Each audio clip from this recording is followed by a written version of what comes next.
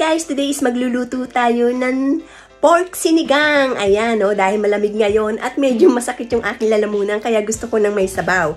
So ngayon is lulutuin na natin ang ating sinigang. Let's cook! So ayan, gisa natin ang ating kamatis. Lagay na rin natin ang ating sibuyas.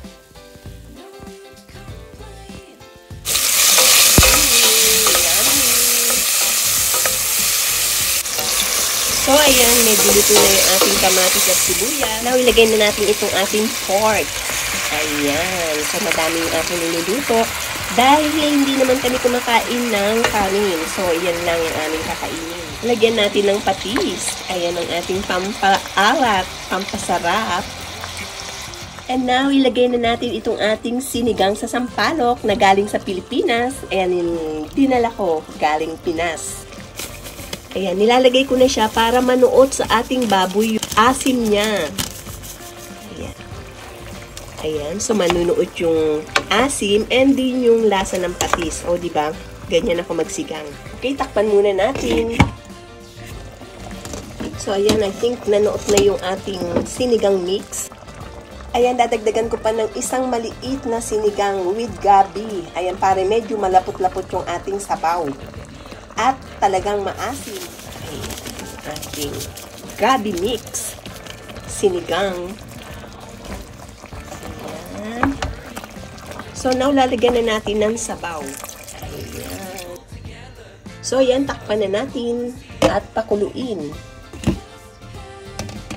Ayan, so, bubula na siya. So, ilagay natin, guys, yung ating nave or turnips.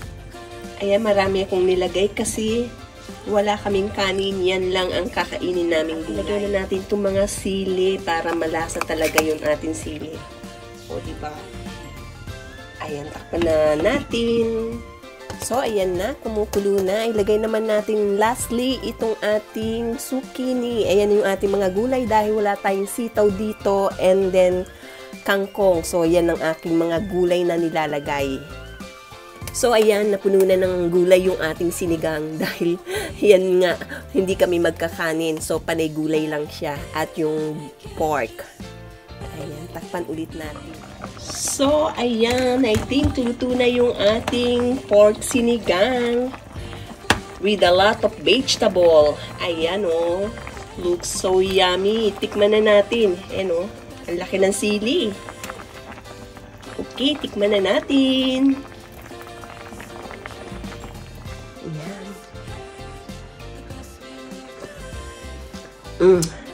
Taman-tama yung asim niya at yung alat. At lasang-lasa rin yung sili niya. So, yummy sinigang! I love it! So, ayan, let's eat! Bon appetit! Yummy sinigang!